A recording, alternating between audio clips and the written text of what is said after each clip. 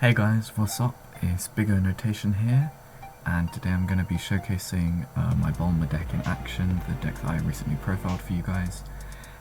So today I'm going to be showing you round 4 of Rising Phoenix Odyssey's YouTuber tournament for Dragonball Super. So because of my recent loss last week to Scrub Games, I am now in the losers bracket, so if I lose any more matches in this tournament, then I'm going to be completely knocked out of the tournament. So I will just start the game for you here, but if I lose any more of my matches, I'm just completely out of the tournament, so it's imperative that I can keep winning from now on. So my opponent won the die roll, so he gets to go first. And my opponent is playing King Piccolo, the King Piccolo deck, and I am very familiar with this deck because it was my first deck profile on the channel.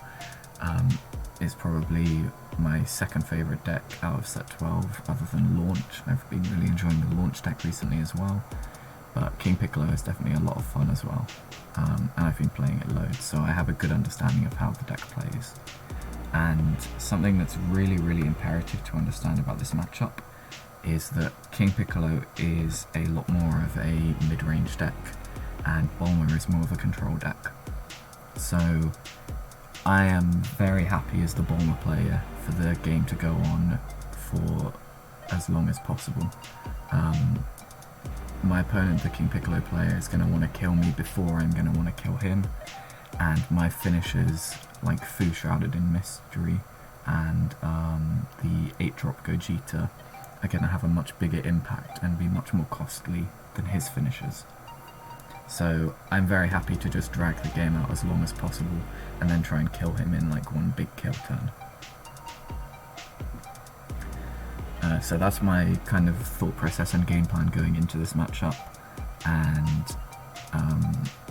you'll see whether or not I can pull that kind of thing off. So here we're both just setting up our turn 1s, playing out a 1-drop cantrip, and he's just realised that he's got 8 life, so he put 2 back into his deck and reorganised his life so that it was easier to manipulate. It's very tricky playing the King Piccolo deck on untap because manipulating the life is quite tricky. So he just swung with leader and put a tambourine in his life. So basically what I want to be doing in this matchup is allowing myself to awaken. I want to be getting to 4 life and then just setting up a massive defense, sitting behind a bunch of Gogetas and a bunch of blockers and negates, and then trying to stall until I draw Fu Shrouded or my 8-drop Gogeta or both and try and kill him in one big turn. Something else that's very important to understand about this kind of a matchup, and most red versus red matchups these days, are that cards like Topo and Violent Rays are going to be extremely prevalent because those are some of the more powerful cards that red has to offer, and they can often shut down the opponent's entire turn if used correctly. So a lot of these games will just be us making proactive plays and then trying to attack, getting negated with Topo or Violent Rays, and just passing the turn there, because that is a lot of what happens when 2 red decks play against each other. So it's very important to keep track of how many Topos and Violent Rays the opponent has used and how many you've used, and to try and play around that kind of thing.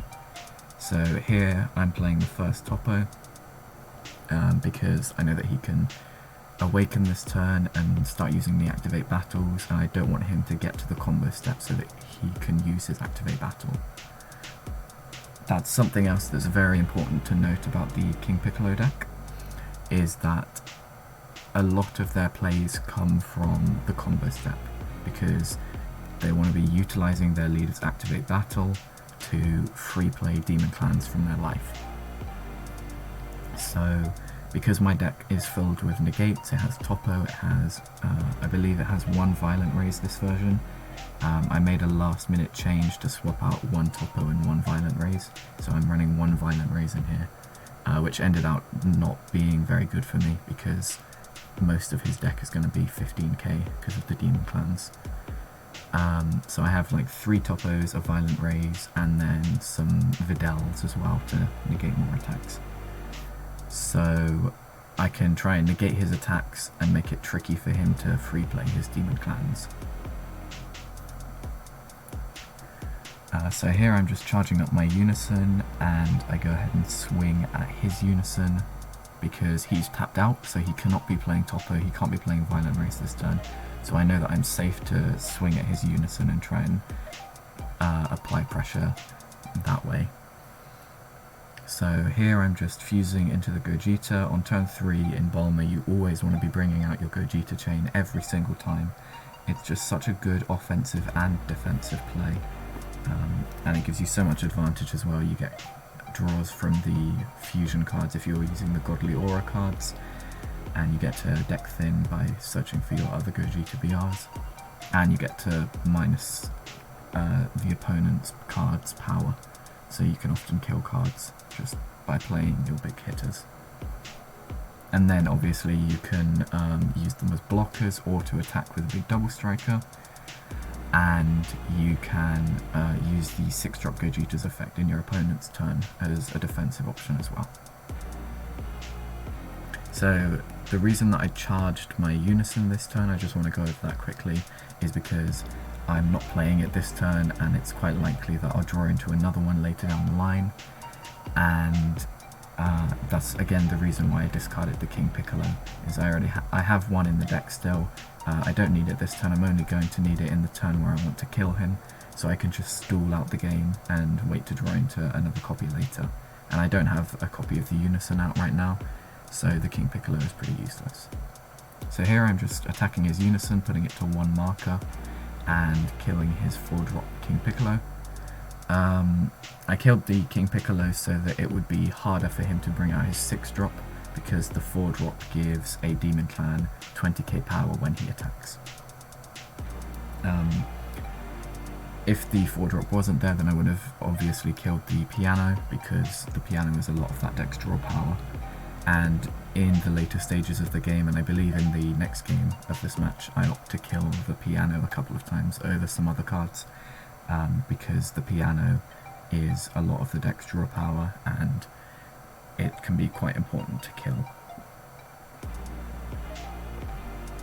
So this is where the game's going to get properly stally, because we're going to both start drawing into Toppos, and so we'll probably be leaving up 2 or 3 energy each turn just to try and stop whatever the opponent's doing. And here he's just swinging at, I believe he's swinging at my leader, and he's just setting up his life with his leader. Sadly I can't negate this attack, so he does have the opportunity to bring out Demon Clans, but the upside of having the Gogeta on the board is that if he does bring out a Demon Clan and then he attacks, I can just kill it.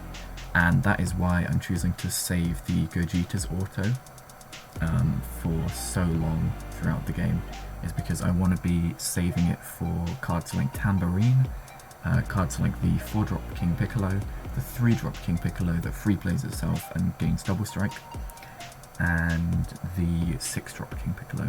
Those are like the 4 cards that I would want to watch out for. Those are going to be the ways that he tries to kill me, and so I'm going to save my Gogeta auto for those cards, and only those cards, unless I don't think that he's going to play those cards that turn or try and kill me that turn.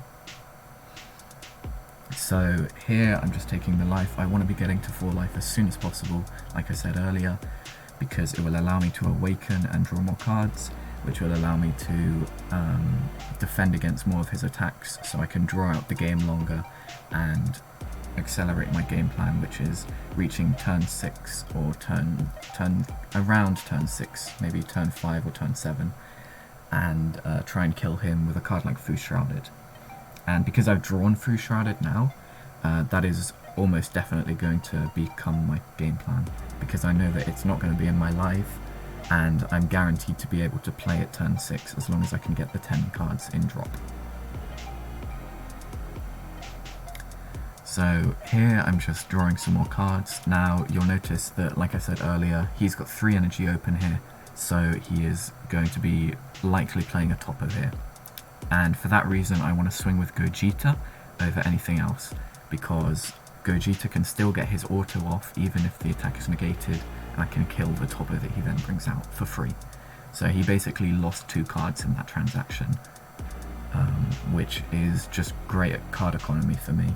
And I don't mind not attacking loads, because I want to be drawing out the game anyway.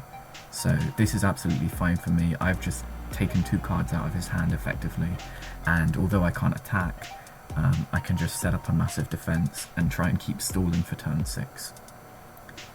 And that's the good thing about this deck when it plays against another red deck, is although they're kind of trying to stall you out with cards like Topper and Violent Rays, and they can stop a lot of your early attacks, once you drop a Fu Shrouded, those cards become completely useless, and you're very happy to just sit back, gain card advantage off your leader and off of the Gogeta, and just try and stall for turn 6.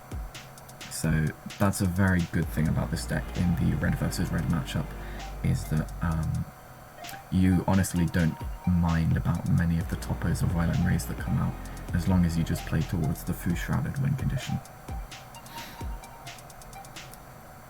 So here he's just swinging with his leader. I believe he is swinging at my leader because now I'm at 4 life. He really wants to pressure me, and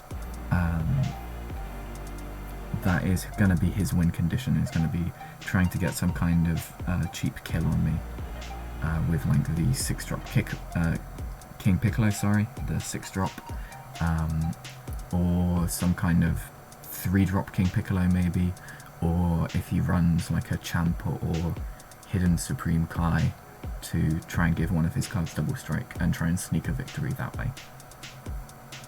So here he has 4 energy open and he's attacked, and I don't want him getting the activate battle of his leader off without losing cards, so I just decide to play Toppo, because I know that it will completely keep me safe for this turn, and I'm only 2 turns away from being able to play Fu Shrouded, and I have the 8-drop Gogeta in hand. So I just want to make sure that I can clear out his board and stop him from doing a huge amount, and then stall until that win condition. Something that's very important in any card game is going into a game knowing what deck you're against and having a game plan right from the start of the game, and knowing exactly what you want to be playing towards, like what your win condition is in that kind of matchup.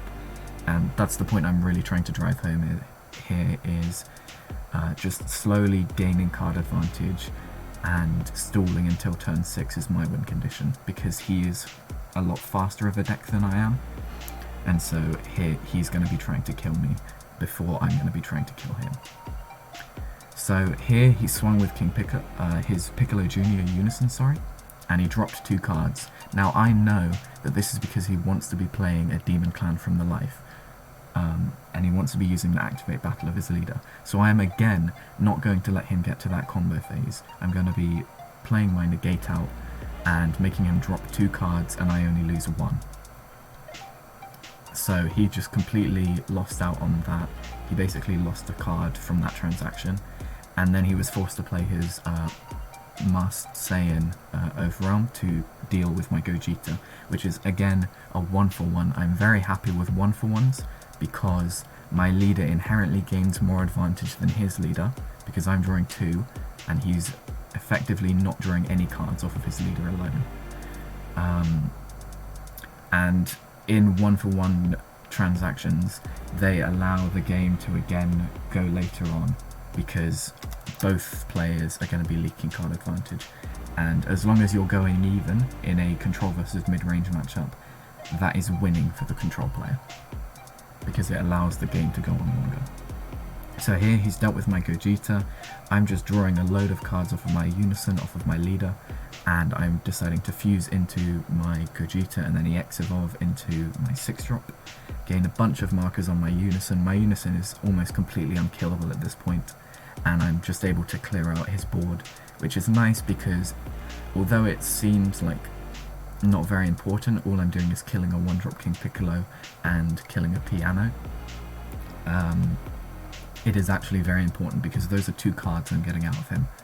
and you can see, look at his hand, he's on 7 cards, I'm on 10. A couple of turns ago, like 1 or 2 turns ago, he had a bigger hand than me. But because of these plays where I'm just slowly but surely draining out his cards, I am able to already have 2 cards more in hand than he does. And I have a much bigger board. I have Topo in hand still to stop his plays on his turn, and I have a Gogeta, so even if he does attack, I'm able to just kill off a card for free. And look at my energy, I also have 5 energy, so next turn I can go into Fu Shrouded, and he's not going to be able to do a huge amount this turn, because I have Topo in hand, so he's not going to be encouraged to build up a massive board, and he's not going to be able to use the Activate Battle of his leader unless he drops 2 more cards. So I'm just going to be able to stop all of his plays and leave his board really scarce, and that is really amazing for me because if his board is empty, I can burn 2 life off with Gogeta, my 8-drop in hand. So here I'm just dropping Topo again, and basically I'm saying to him at this point, if you want to free play a card from your life using your leader Activate Battle, you're going to have to drop another 2 cards, just like last time. And last turn he wasn't even able to free play a card from his life, because I negated the attack again. So that's just really imperative to understand, and so he's just forced into passing turn, he can't play anything. He's just going to have to rely on dropping another Topo and trying to stall out until I have no more Topos. But it's too late for him now. I'm at 6 energy, so I just use my leader to draw 2, and then immediately tap 6 and overwhelm into my Fu, and I have exactly 10 cards in my drop because Topo discarded a card last turn. So I just drop the Fu and wait to see if he has a response, because he could play like a Yamcha Merciless Barrage before the Fu comes out as a counterplay. So he declares that he doesn't have a response. I just go ahead and swing at his leader with Gogeta so that I can definitely be sure to clear his board, because it will minus 20k the Topo, and he won't be able to play another card during my turn onto his board because my Fu has negated all of his effects. So here I know that as soon as he gets down to 2 life, I'm going to be able to kill him with my 8-drop in hand. And this is really important actually, I want to highlight this for sure. So this Fu has double strike and she's 30k, or he is, I don't know. But the Fu's 30k double strike, so it's going to cost him a lot of resources to defend off this attack. So I'm going to consider this attack almost definitely going through because I have 3 super combos in hand. So I'm applying pressure with these Topos first to get him, because I'm effectively able to take 4 life off of him in an instant. Oh, I'm sorry, I don't know what happened there. Let me get back to where we were at. Yeah, so I'm able to take 4 life out of him in an instant. He may have an 11 card hand, but I can combo this Fu up to 60k and not lose any cards in my hand. And I can take 4 life out of him anytime I want with this Fu attack and with this Gogeta in hand. And I want to be doing that last if possible, because it will give him the least amount of cards doing it in that order. So I want to be swinging with these Topos and comboing up to 25k or somewhere like a number ending in 5k, because his leader is at 15k, so he will be forced to combo a super combo and another card. And that's really, really important to understand when you're comboing for game, is the range of combo power that your opponent can potentially combo. So that's my reason for just comboing 1 here, is I want to get out of him a super combo and another card. And it just puts him in a really tricky spot because it feels really bad for him to be comboing that in 2 cards, including a super combo into the attack, and that's why he takes the life here, because it really is tough for him to out-combo that. It puts him in a tricky situation, especially with the Fu effect active. Obviously he's not going to get the draw off of his super combo, so it feels even worse for him at that point. Now here I'm swinging with Fu because, as I said earlier, I want to get him to 2 life so that I can burn him down with the Gogeta. He has a 12 card hand and I have 8, so he can probably actually out-combo this attack, but it will cost him a lot, and I still have a lot more swings before dropping the Gogeta. So I'm just going to try and combo into this as much as I can, because this is going to be the game-winning strike. So I want to combo into this a solid amount, but not... I'm always wary to combo all in, because I've had too many bad experiences where they've dropped some kind of card that will kill it. And obviously I have Fu effect active, so this is probably a misplay. But here I'm getting out of him 4 super combos, and he's not drawing off of any of them. So this is massive. I reckon it would have been a better play to combo my 3rd super combo into the Fu attack, because it's just to make it even bigger of an attack so that I have more knowledge on what he can have in his hand. But it doesn't really end up mattering. I have the King Piccolo free play double strike in hand as well, so I'm able to just double super combo into that for another 40k double strike, and I have 3 more attacks as well, so I really am not worried about not killing him this turn. So I combo up to 60,000 double strike here, and this is going to be very tricky for him to out combo, and if he can, even if he can out combo it, I can just swing with my Unison, swing with the 2 toppos, swing with my leader and combo, and he's probably going to take for 2 life. So he decides to take for 2 life there, and that's just game because he has no board, so I just discard 2 red cards and evolve my 8 drop over him, and that is game because it burns him for 2 life because he has a clear board. So that's game 1 of round 4 of Rising Phoenix Odyssey's YouTuber tournament. Thank you guys very much for watching. If you made it this far, congratulations. I know this video is probably going to be a lot longer than some of the others because the Bulma deck takes a really long time to close out games because it's such a control based deck. As you can see, we made it to turn 6, and I believe the next video, the next game is going to be even longer, so definitely stay tuned for that. But it's very long, but any kind of support would be really appreciated. Definitely check it out if you want to, if you have a spare maybe like hour or so. If you guys want to see the deck profile for this Bulma deck, I've uploaded that as well. I'll have the link to that in the description, so be sure to check that out. It's a really fun deck. If you have the mental fortitude to play it, and you're able to stay in the game for such a long time and concentrate for that long, then it's a really enjoyable deck to play. But if you're looking for something more quick, like an aggro deck or a mid-range deck, this probably isn't the deck for you. Maybe play like the King Piccolo deck, which I also have a video on, so definitely be sure to check that out. But anyway, that's it from me for today. Stay tuned for the next game, and I really hope you guys have a good day.